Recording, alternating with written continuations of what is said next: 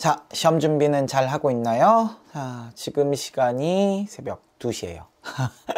자, 오늘도 마찬가지로 지난번처럼 시험 대비 영상을 준비했어요. 지금 여러분들 단원이 조금 많아요, 지난번보다. 그래서 아마 좀 빠르게 진행하면서 학교 프린트 중심으로 해서 여러분들이 알아야 될 것들 몇 가지 이렇게 쭉 정리하고 하는 내용이 될 거니까 자기가 이제 좀 약한 데들 이런 데 위주로 쭉 한번 돌려보시기를 당부드립니다. 마지막으로 볼 문제들은 잘 보시고, 사실 최종적으로는 학교 프린트 정리하시는 거예요. 프린트에서 여러분들이 잘 이해되지 않는 부분들, 이런 부분들 혹은 꼭 알아야 될 부분들을 제가 정리해 준다라고 생각하시면 될 거예요. 자, 여러분들 첫 번째 교과서 단원이 6-2단원 내 요년의 율타리는 탱자나무였다라는 나이덕 시인의 수필입니다. 몇 가지 기본이 될 만한 얘기들을 해볼까요? 자, 수필의 기본 구성은 어떻게 된다? 수필이라는 것은 항상 경험 플러스 체험의 구조로 되어 있다. 여기서 경험은 어떤 거예요? 기본적으로 어린 시절의 체험부터 성년, 나중에 나이가 많이 들어서까지의 체험까지 다 들어있어요. 기본적으로 이제 어린 시절에 가시라는 것에 대해 체험부터 시작해서 탱자나무 가시부터 그 가시가 나중에는 삶의 고통이 되는구나, 이런 의미들까지 이제 확장적으로 인식되는 거다. 이렇게 우리가 보실 수 있을 거예요. 일단 교훈을 끌어내고 있는데, 교훈은 가시라는 건 처음에 봤던 건 교훈이라고 보기 좀 어렵고요. 어렸을 때 봤던 거는 나중에 성장하고 나서, 크고 나서 생활의 짐은 덜어지지 않았다, 뭐 이런 부분들이 있었잖아. 그런 부분들에서 고통은 항상 같이 가야 되는 거구나, 고통은 내 삶을 들어올리는 힘이구나, 고통은 나를 겸허하게 해주는구나, 이런 교훈들을 얻었다고 생각하시면 돼요. 자, 이 글은 크게 3개의 부분으로 나눠집니다. 서두, 본문, 끝으로 이루어져 있는데, 서두는 어린 시절이라고 시작합니다. 이게 회상이라는 거지. 그래서 회상의 시작을 보여준다, 이렇게 보시면 되고요. 두 번째, 유년기에서는 가시에 대한 부정적 인식이 먼저, 독에 찔려서. 그 다음, 아버지의 얘기를 듣고 나서, 이거 아버지 얘기 듣고 나서죠. 아버지 얘기를 듣고 나서는 보호하기 위한 무기다, 이런 인식을 하게 됩니다. 하지만 나중에 이 탱자나무를 보다가 어떤 느낌을 갖게 돼요? 이게 스스로에게 상처를 주기도 하는구나. 여기까지 이렇게 이제 3가지 생각이 변하는 거 확인하시면 되고요. 성장 이후, 그러니까 학창 시절 지나고, 그 다음 대학생 시절 지나고 사회에 나갔을 때 생활의 짐 얘기하는 부분부터라고 생각하시면 돼요. 내 속에서 삶의 가시가 자라기 시작했다라는 얘기가 나와요. 내 속에서 삶의 가시가 자랐다는 건 삶에 고통이 생기기 시작했다라는 얘기가 나오는 거고, 그러니까 어린 시절은 아니야. 사실은 어린 시절은 사실 삶에 고통이 생길 이유가 별로 없잖아. 그런 거죠. 그 다음, 교통을 겪으면서 성장하게 됐다는 얘기를 가시들이 나를 키웠다, 이런 표현을 써요. 이 가시에 성장하게 되었다, 이런 얘기를 하는 거지. 이 가시들이 나를 키웠다는 건 일종의 역설적 표현이라고 볼 수도 있습니다. 그 다음, 가시의 부정적 사례를 몇 가지 얘기했어요. 가시에 대한 예시들도 몇 개 들었거든요. 기억날지 모르겠는데, 용모, 육체적인 장애, 가난, 나약하고 내성적인 성격, 재능이 없는 거, 이런 것들이 다 가시라고 얘기했어. 그래서 가시의 부정적 사례로 로트레크를 들었는데, 이 로트레크라는 사람은 이 가시의 부정적 사례로 분명히 들어있긴 한데, 실제로 부정적 사례 속에 불우한 생을 마감했지만, 하지만 뭐가 있다고요? 여기에 반대로 이것의 긍정적 사례로 로트레크의 위대한 그림들이 있어.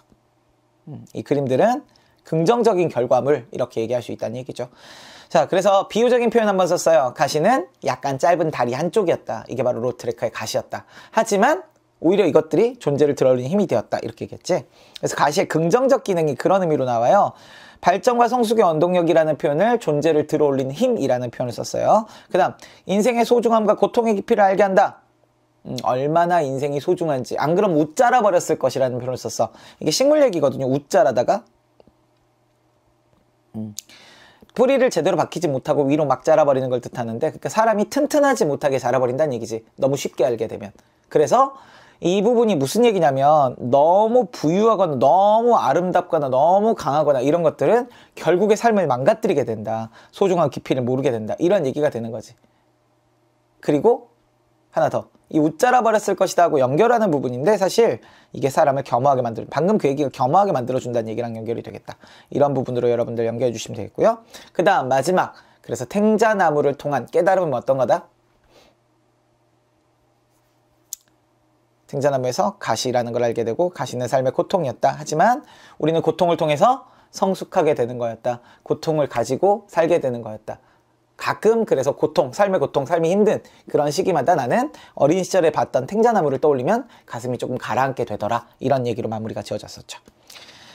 자, 주요 본문 부분들 얘기를 좀 해봅시다. 자, 지금도 고향 하면 탱자의 시큼한 맛, 탱자처럼 노랗게 된 손바닥, 오래 남아있던 탱자 냄새 보여요?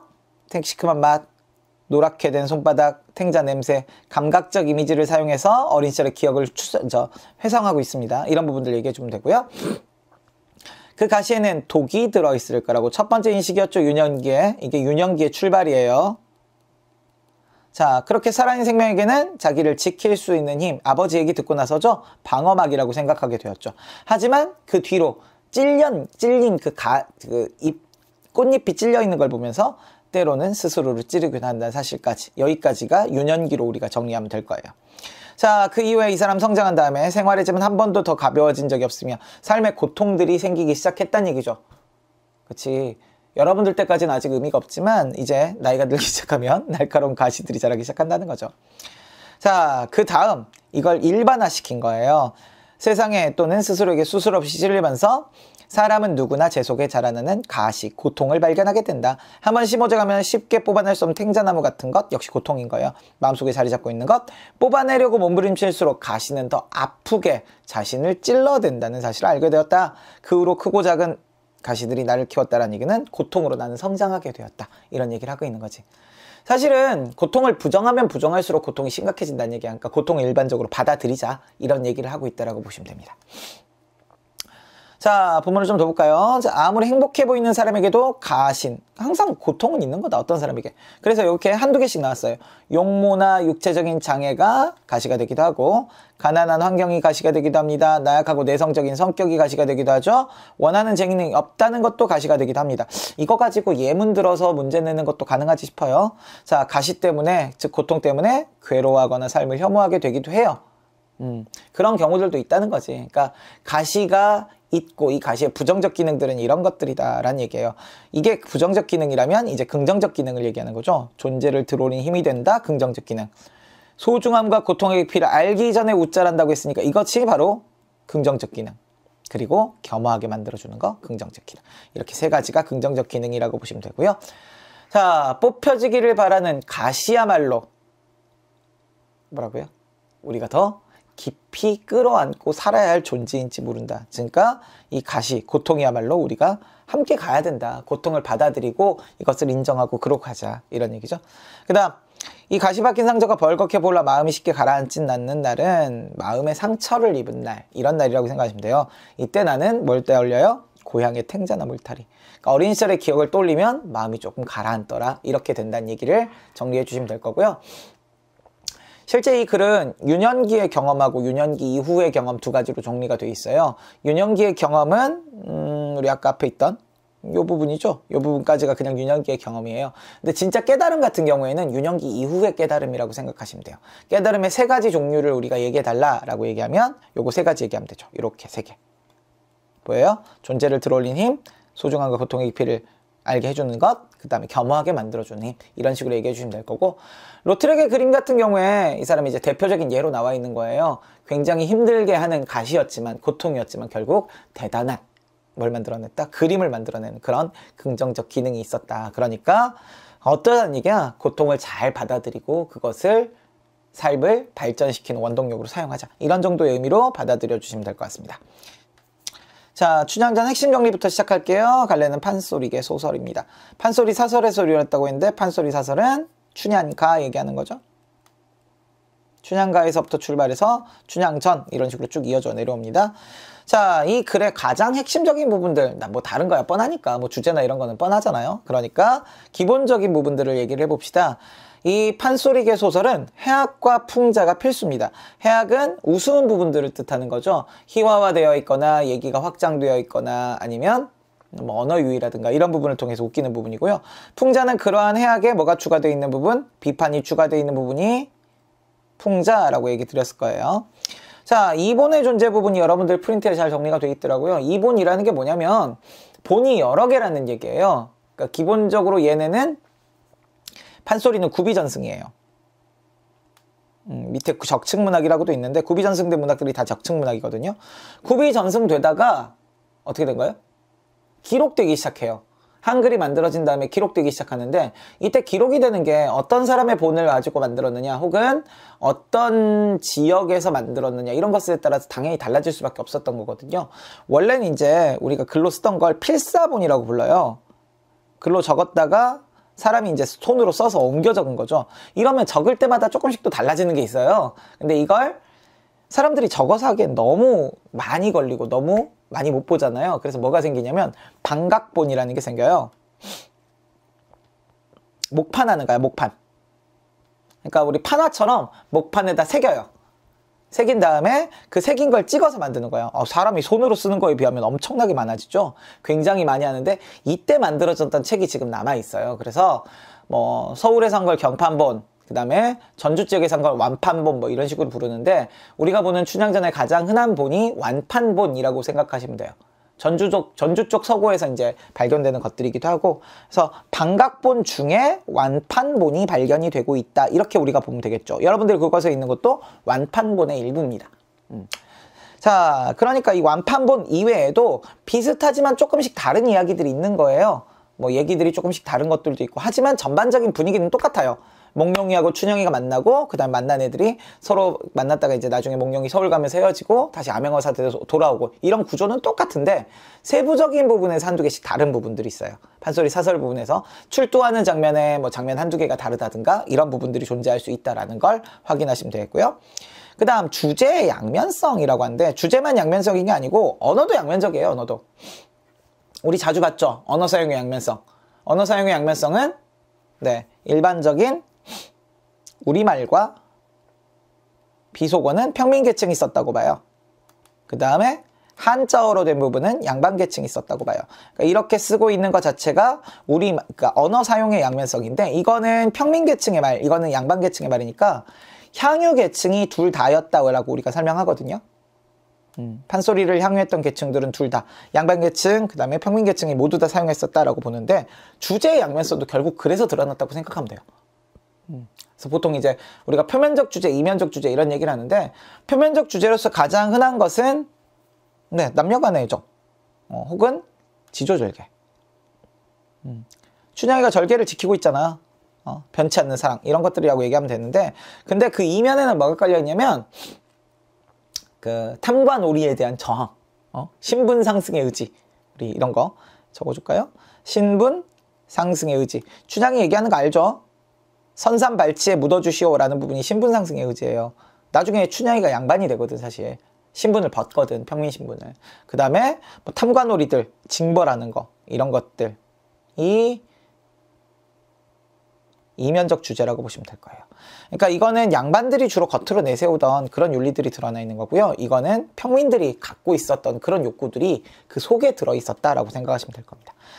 적층문학이라는 건 뭐냐면 쌓이고 쌓여서 만들어졌다라고 얘기하는 건데, 쌓이고 쌓이는 건 기본적으로 구비문학의 속성이에요. 입에서 입으로 전해 내려오다 보면 그 내용들이 하나씩 쌓이겠죠. 그 쌓인 내용들이 하나씩 연결되어 가면서 들어가는 걸 우리가 구비문학이라고 부릅니다. 그 구비문학들이 하나씩 쌓여서 우리가 작자 미상이라고 되어 있는 것들 대부분이다 적층문학이라고, 세월의 흐름에 따르면서 여러 가지 얘기들이 쌓이는 것이다, 이렇게 보여주시면 될 것 같아요.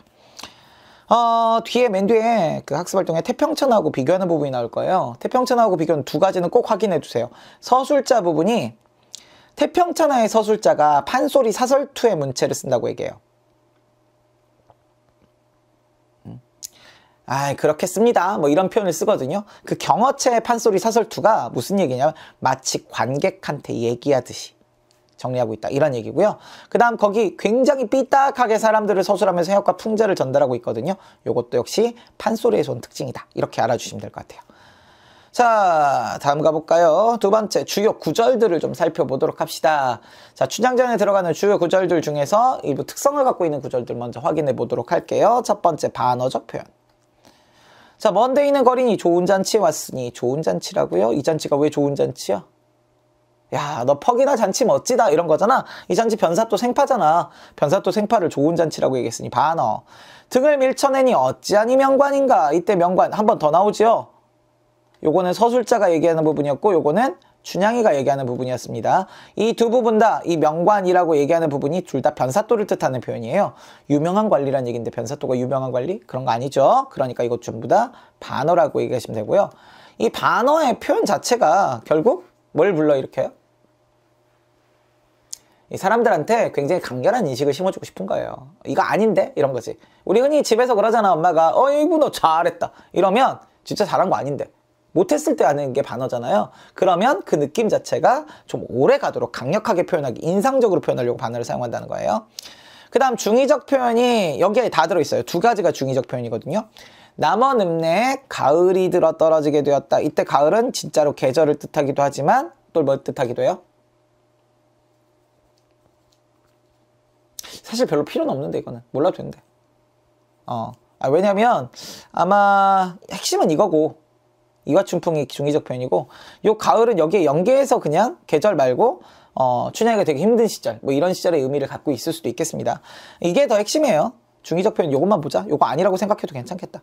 이화춘풍 같은 경우에는 이화는 원래 그 백꽃이거든요. 백꽃. 그 다음에 춘풍은 봄바람. 그러니까 그냥 봄바람 해석해도 되는데 이화의 이자가 성씨를 뜻하기도 하죠. 성씨. 그러니까 목룡이야.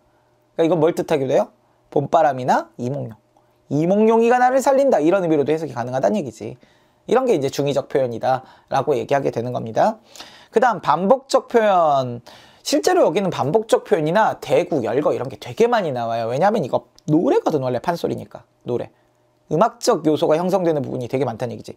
치렁치렁 흐트러진 머리 이럭저럭 걷어얹고 이리 비틀 저리 비틀 이런 게 다 이런 의태어들도 그렇고 이런 애들 다 반복적 표현이라는 얘기죠. 자, 여긴 장면의 극대화 있었던 겁니다. 그 밑에 줄은 역조를 단어에 이리 가며 수군 저리 가며 수군수군 이런 부분. 그 다음 여기서 번쩍 저기서 번쩍 나무늘이 우글우글 이런 부분들이 전부 다 반복적 표현이란 겁니다. 이 반복적 표현들은 운율감을 만드는 경우들이 대부분이고요. 그 이외에도 강조하는 의미가 있을 수도 있다는 얘기죠. 하지만 이 부분은 대부분 다 운율을 나타내기 위해서 운율이 가장 기본이에요. 자, 그 다음 구절들 좀 더 봅니다. 서술자의 개입 중요합니다. 서술자의 개입. 편집자적 논평이라는 얘기도 해줄 수 있는데 원래 좀 다르거든요. 사실 편집자적 논평하고 서술자의 개입은 다르게 평가하는 게 맞긴 한데 크게 다르게 안 보셔도 될 것 같긴 해요. 이 서술자가 개입한다는 얘기는 여기 판소리계 소설의 서술자는 전지적 작가 시점의 서술자잖아요. 전지적 작가 시점의 서술자는 기본적으로 3인칭이에요. 그러면 소설 안에 등장하지 않죠. 근데 갑자기 소설 속에서 독자한테 직접 얘기하듯이 언급을 해버리는 부분이에요. 그런 걸 이제 우리가 서술자의 개입이라고 부르는데 이렇게 개입하게 되면 독자와의 거리가 어떻게 되겠어요? 가까워져. 독자의 거리가 가까워져서 서술자를 좀 더 친근하게 느끼는 거죠. 누군지 몰랐던 3인칭인 서술자가 갑자기 내 앞으로 톡 튀어나와서 야 근데 그렇게 생각하지 않냐?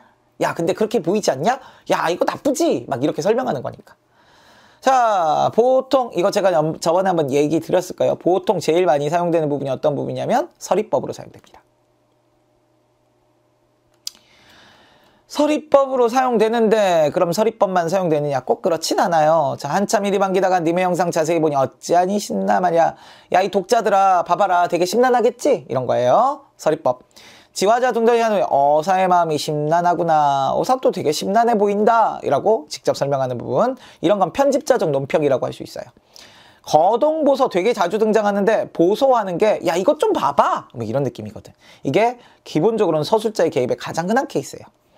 등을 밀쳐내니 어찌하니 명관인가. 야 대단한 관리지. 이런 거죠. 만인 하는 입맛은 끝말을 내뱉고는 입맛이 사납겠다. 아유 쟤 되게 찝찝해 보이지 않냐? 뭐 이런 거고요. 좌중 사람들이 다 짓지도 않았는데 순식간에 글 두 기를 지었을 때 백성들의 형편을 생각하고 봉관사또의 정체를 감안하여 지었겠다. 누가?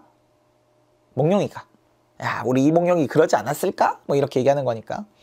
초목금수인들 아니 떨지 않겠느냐. 한참 일이 즐길 적에 춘향엄이 들어와서 가없이 즐겨하는 말을 어찌다 서러하랴. 어떻게 다 얘기할 수 있겠느냐. 춘향의 높을 정계 강책에서 어찌하니 좋을쏜가. 대부분 서리법이고 서리법 아닌 부분들에서도 서술자의 개입이 등장할 수 있는 부분이니까 잘 좀 사용해 주셨으면 좋겠습니다. 자, 그 다음 재밌는 구절들이 나왔습니다. 해악과 풍자. 일단 재밌으면 해악, 거기에 비판이 깔려있으면 풍자, 이렇게 얘기하면 정확하고요. 첫 번째, 언어 유의 부분. 서방인지 남방인지, 서방인지 남방인지, 이거 뭐예요? 웃음을 유발하고 있는 언어 유인데 이거 뭐야? 서방과 남방의 서와 남이, 이때 서방의 서는 서쪽 방향이 아니잖아. 근데 이걸 그 서쪽 방향의 서하고 그 동음이어니까 같이 얘기하는 거고요. 운봉의 운봉 영장의 갈비를 직신, 이때는 사람의 갈비뼈잖아. 그러면서 갈비 한 대 묶어지고 하면 이제 여기 그러거든. 아니 이 사람이야. 그 여러분들 보시는 본에는 안 나올 텐데 다른 본에 아마 이렇게 나올, 경판본인가 아마 거기 그렇게 나올 거예요. 아니 이 사람이 갈비를 달래면 소갈비를 달래지 어찌 사람의 생갈비를 달랜단 말이오 뭐 이런 얘기하는 부분 나오거든요. 요건 사람의 갈비뼈고 요거는 먹는 갈비잖아. 음식. 이런 부분에서 우리가 확인할 수 있는 부분도 있다는 얘기죠. 그 다음 문 들어온다 바람 닫아라 물 마르다 목 들여다라는 대표적인 도치에 의한 언어유희입니다. 도치도 언어유희 만드는 거 기억해 두시고요. 그 다음 과장된 표현도 해악을 만들어줍니다. 강산이 무너지고 천지가 뒤집히는, 그럴 리가 없잖아. 엄청 소리가 크다 이런 얘기들 나오는 거고요. 그 뒤에 희화화는 엄청 사실 많은데 희화화 부분은 장면의 극대화 중에서 암행어사 출두하고 나서 애들이 이상한 거 들고 가는 장면들이 있죠. 인괴 잃고 강정 들고, 인괴는 도장집이었는데 강정은 그것과 비슷하게 생긴 거 뭐 이런 거였어요. 그래서 말도 안 되는 갓 잃고 소반 쓰고 막 등등등 있었지. 그런 부분들도 그렇고요. 칼집 쥐고 오줌 누기 이런 것도 말도 안 되는 소리잖아. 이런 희화화들은 결국 뭘 보여주는 거예요? 요거는 풍자의 일부분이 될 수 있어요. 이런 희화화는. 그쵸? 이렇게 해서 사람들을 좀 얘기하는 거고. 사실 이 뒷부분에 그런 것도 나와요. 변사또가 어떻게 됐다 그랬냐? 똥 싸고 막 이러거든. 그러니까 그런 부분들이 기본적으로 변사또라는 지배계층이 그런 허접한 행동을 하는 거니까 그러한 표현들이 기본적으로는 풍자라고 보시면 될 거예요. 자, 그 다음 신분 상승의 의지로 등장하는 한양성을 올려다가 선산발치에 묻어주고 중요한 선산발치, 비문의 새기기를 수절 원사 준양지묘라고 8자만 새겨져 있던 부분에서 이 선산, 누구의 선산? 몽룡인의 선산. 난 죽어도 니네 집에 붙이고 싶어. 야, 일반적인 평민이 선산 같은 게 어딨어. 니네 좋은 집 가문의 선산에 묻힐 거야. 이런 의지를 드러내고 있는 부분이라는 거예요. 준양이의 생각에서 나는 그렇게 되고 싶어. 난 그렇게 될 거야. 너네 집 사람이 될 거야. 이런 얘기하고 있는 거니까 이 부분도 충분히 신분 상승의 의지가 드러난다라고 얘기할 수 있습니다. 자, 그 다음 장면의 극대화 역시 중요하죠. 자, 장면의 극대화는 확장적 문체를 사용한다고 얘기합니다. 확장적 문체 어떤 걸 사용하느냐? 계속되는 반복, 대구, 열거 이런 것들을 통해서 그 장면을 굉장히 확장시켜서 보여주는 거죠. 첫 번째, 재미있으니까 확장시켜서 보여주는 거예요. 두 번째, 너무 확장시키다 보니까 주제 중심에서 좀 벗어나서 좀 삼천포로 빠지는 경향이 있어요. 하지만 사람들이 당시 재미있어 했던 구절이니까 굉장히 빠른 장단으로 재미있게 흥겹게 노래 불렀을 것임은 확실한 부분이고요. 가장 절정의 부분, 사람들이 흥미를 느끼는 부분, 이런 부분들이 장면의 극대화가 되었을 겁니다. 얘네 보세요. 단속, 단속, 단속, 단속 이런 거잖아. 이거 운봉 영장에 암행어사 출두할 것처럼 보이니까 멀리 정리하는 부분이에요. 그 다음 어사또 출두한 부분, 내통한다, 서리중방 거동보소, 수군, 거동보소, 눌러쓰고 등등 산뜻 차려입고 걸려지고 이런 부분들의 복장까지 쭉 열거되고 있는 부분이고요.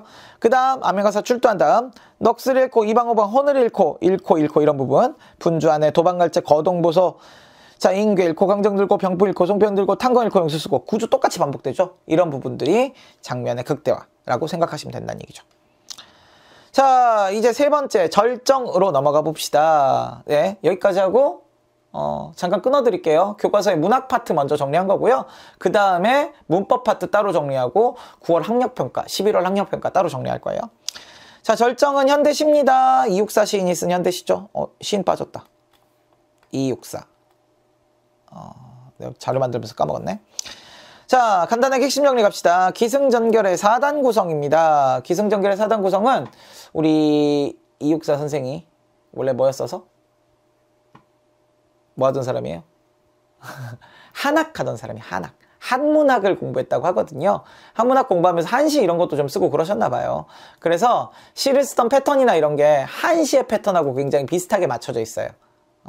그런 걸 쓰듯이 한시를 쓰듯이 이렇게 쭉 쓰고 있다고 생각하시면 될 거고요. 그래서 나타나는 특징이 기승전결이라고 생각하면 돼요. 기승전결은 원래는 그 기에서는 이 시상을 일으키고 승에서는 그걸 이어받고 전은 전환되고 겨는 마무리 짓는 이런 구조로 되어 있는데 여기는 사실 조금 다릅니다. 그 다음 대립적 이미지를 역설적으로 표현했다는 얘기는 거기죠. 겨울은 강철로 된 무지개. 요거 얘기하는 거고요. 그 다음 현재형 시제를 사용해서 강렬한 시어를 사용해서 간결한 표현을 사용해서 사실은 의지를 드러낸다 등등등의 이야기를 하는데 현재형 시제는 이제 단호하고 강렬한 시어는 의지를 드러내고 뭐 이런 표현들을 얘기합니다. 이게 이육사시의 일반적인 특징들이니까 역시 확인해 주시면 되겠고 이 시는 일제강점기를 떠나서는 존재할 수가 없어요. 저항시의 영역이니까 일제강점기 저항시에 해당한다. 이 정도로 우리가 얘기해 주시면 되겠습니다.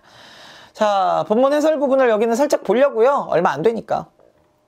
뭐 많이 봤으니까 아시죠? 매운 계절의 채찍에 갈겨. 매운 계절의 채찍이면 매우 고통스러운 현실. 일제강점기 뜻합니다. 감각적 심상이 전이되는 부분이니까 이것도 확인해 보시면 좋을 것 같아요. 자, 마침내 북방으로 휩쓸려 옵니다. 북방 안 좋은 곳이죠. 자, 여기가 기. 하늘도 그만 지쳐 끝난 고원. 얼마나 힘들다는 얘기야. 그러니까 힘들다 이게 두 개 반복되는 거야. 여기도 힘들어 여기도 힘들어. 자, 고원입니다. 서리반 칼난지 그 위. 여기가 고원이겠지. 힘든 곳이야. 북방과 고원 모두 다 힘든 곳이야. 여기가 승. 이어진 겁니다. 그 다음 전. 어디다 무릎을 꿇어야 하나. 무릎을 꿇는 건 어떤 행위? 절박한 상황에서 나는 어디에서 이 경건, 이 태도를 어떻게 해야 되나? 내가 뭐 구원을 빌든가 뭘 해야 될 것 같은데 그걸 못한다 이거지. 한 발 제겨 디딜 곳조차 없다. 한 발 제겨 디딜 곳. 그러니까 서리발 칼날진 그 위는 이곳도 안 된다는 얘기야. 한 발을 디딜 수 없는 그런 극한의 상황이란 얘기야. 자, 이런 완전히 절박하고 극한의 상황에서 이럼에 여기서 시상이 전환됩니다. 바뀌어. 마지막으로. 눈 감아 생각해 볼 밖에. 눈 감아 생각해 본대. 와, 이거 이런 상황에서 우리 그전에도 여러 번 얘기 드렸지만 가만히 생각해 볼 수 있는 사람 별로 없어요. 근데 이렇게 생각하겠다냐. 이게 굉장히 대단한 태도인 거야. 정신적으로 극복하는 태도야. 초월이야, 초월. 우리가 정신적 초극이라는 표현을 쓰는데 초월하고 극복한다 뭐 이런 뜻이에요. 자, 극한 상황. 여기서 관조적이라는 표현도 나올 거예요. 관조적이라는 게 우리 이제 그 한 발 떨어져서 바라보는 거거든요. 그러니까 극한 상황이면 관조하기 되게 어려운 상황이에요. 근데 한 발 떨어져서 이렇게 마치 자기 일 아닌 것처럼 바라보는 거야. 그럼 성찰하는 거지. 자, 그리고 나서 내린 결론이 뭐예요? 겨울은 강철로 된 무지개인가 보다. 핵심은 그거예요. 겨울은 일제강점기라는 게 무조건 알려져요. 무조건 겨울은 일제강점기인데 강철로 된 무지개야. 이거 제가 지난번에 해드린 설명보다 좀 다른 설명을 드릴게요. 이거 왜 그러냐면 일반적으로 학교에서 하는 설명은 어떻게 되냐면 강철은 비정한 거, 차가운 거, 부정적인 거, 고통 이런 걸 뜻해요. 무지개는 환상적인 거 이런 걸 뜻해요. 그러니까 결국 어떻게 된다는 얘기야? 겨울은 이런 거야. 그러니까 환상적인 거야. 이 환상적인 걸로 사라지게 될 거야. 이겨낼 거야 나는. 강철로 된 무지개니까 곧 이 부정적인 거지만 곧 사라지고 나는 이겨낼 수 있을 거야. 이걸 극한 상황을 초극하려는 초극 의지라고 불러요. 여기 아까 정신적 초극이라고 했잖아. 이건 실제적으로 초극하려는 의지라고 보인다는 얘기지. 그러니까 이게 역설적 인식인 거야. 이 두 가지가 결합되는 게 완전 모순적 이미지의 결합이잖아요. 강철과 무지개. 모순적 이미지를 결합해서 초극의 의지를 보여준다. 역설적 인식을 보여준다. 이렇게 얘기한다고. 이 부분이 사실 이제 이 시에서 가장 많이 얘기되는 부분이죠. 물론 이것만 있는 건 아니지만. 자, 그래서 이렇게 정리를 해주시면 절정은 그렇게까지 어려운 시는 아닙니다. 여기다 엮어서 여러분들이 성사문의 시조하고 참회록을 같이 보셨어요. 그쵸? 성사문의 시조와 참회록을 제가 같이 한번 간단하게 얘기 드리고 마무리 지읍시다. 자, 성산문의 시조. 이 몸이 죽어가서 무엇이 될 거니? 성산문은 사육신 중에 한 명. 단종 복위를 꿈꾸다가 세조한테 죽음을 당했던 사람입니다. 이 사람이 얘기하는 건 당연히 지조나 절개예요. 이 시 말고도 많아요. 내년에 또 보세요. 자, 이 몸이 죽어가서 무엇이 될 거 아니? 무엇이 될 것인가? 복례산 제1봉의 낙락장송. 요게 포인트예요. 뭐가 될 거라고요? 낙락장송이 되겠대. 그래서 어떻게 돼요? 백설이 만건곤할제. 이때 백설 눈은 부정적 이미지예요. 아까 우리 어디? 절정에서 겨울의 이미지랑 같아요. 만건곤은 건곤이 세상이거든. 세상에 가득할 때. 이때 백설은 누구를 뜻하겠어요? 세조물이. 그때 독야청청하리라. 자, 나는 무엇이 될 거냐? 극락장송이 되겠다. 그래서 뭐 할 거냐? 독야청청하겠다. 그러니 백설이 만공권하더라도 나를 꺾을 수는 없다. 이런 의지를 보여주는 거지. 보이시나요? 네, 이렇게 얘기를 했어요. 그래서 나는 이걸 이겨내고 굳은 저리, 굳은 지조 이런 걸 보여주겠다. 이렇게 얘기한 거야. 자, 그 다음에 한 편 더 보셨어요. 참회록. 윤동주의 참회록을 보셨는데 참회록도 같이 한번 얘기를 해볼까요? 참회록과 절정을 같이 보는 이유는 참회록 역시 윤동주, 그러니까 우리가 저항시의 영역에서 보는 거죠. 절정하고 좀 다르긴 해요. 절정에서는 정말 나는 극한의 상황에 서 있다. 그러니 나는 어떻게 할 것이냐. 반성이란다. 반성은 윤동주고요. 이 극한의 상황에서 나는 어떻게 할 수 없다. 그런데 가만히 생각해 보니까 그래, 이거 아니네. 나 이겨낼 수 있겠네. 겨울은 강철로 된 무지개네. 이렇게 생각하는 부분이라면 참회록은 좀 달라요. 참회록은 반성이 직접 드러나요. 파란 녹이 낀 구리거울. 이 파란 녹이라는 건 좋을 리가 없잖아. 거울은 항상 성찰의 매개체예요. 시적화자는 윤동주의 시에서 시적화자는 항상 성찰해요. 내 얼굴이 남아있는 것. 유물인데 내 얼굴이 남아있잖아. 이 내 얼굴은 어떻다고요? 어느 왕조의 유물이기에. 유물이야. 망했으니까 유물이지. 왕조는 없어졌으니까. 이다지도 욕될까. 부끄럽다는 얘기죠. 내 얼굴이 부끄럽다는 얘기야. 녹이 낀 구리거울을 바라다 보니까 왕조의 유물 같아. 망해버린 나라에 그런 어떤 사람이야. 나는 이 망국 속에 내 자아를 가지고 있구나. 나는 나의 참회의 글을 한 줄에 줄이자. 이 참회의 글이 이거예요. 이게 1차 참회, 1차 참회 얘기하자면. 나는 만 24년 1개월을 무슨 기쁨을 바라 살아왔던가. 난 도대체 지금 뭐가 기쁘다고 살고 있느냐. 나의 무기력함을 반성하는 거야. 지금 현재까지의 무기력함. 난 지금 뭐하고 살고 있지? 이런 거죠. 자, 내일이나 모레나 그 어느 즐거운 날 누가 봐도 광복이죠. 광복되는 그 해에 나는 또 한 줄의 참회록을 쓸 거래. 지금 이렇게 반성해놓고 나중에 참회록을 한 번 더 쓰는데 그때 그 젊은 나이 언제? 이때야 이때. 왜 그런 부끄러운 고백? 이거 1차 참회. 이게 바로 2차 참회. 쉽게 얘기하면 2차 참회 때는 1차 참회를 반성하겠다는 얘기야. 1차적으로 했던 부끄러움에 대한 반성을 다시 한번 반성하겠다는 거야. 와, 이건 진짜 왜 나는 현실을 이때도 한번 반성했어요. 내 현실에 대해서. 근데 이때 반성했던 걸 또 반성하다는 얘기는 이때 현실을 2번이나 교차 검증해서 반성하는 거야. 정말 미래 시점에서 한 번 더. 지금의 반성을 미래 시점에서 더 반성. 그러니까 지금 더 잘할 수 있지 않을까? 이런 얘기들이 이 사람의 생각이 있는 거지. 대단한 거예요.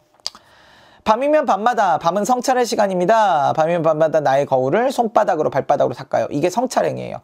거울을 깨끗하게 닦는 건 나를 잘 비춰보고자 하는 행위잖아. 그러니까 성찰하고 있는 거야. 근데 이렇게 성찰을 하면 운석 밑으로 홀로 걸어가는. 운석 밑으로 걸어가면 어떻게 돼?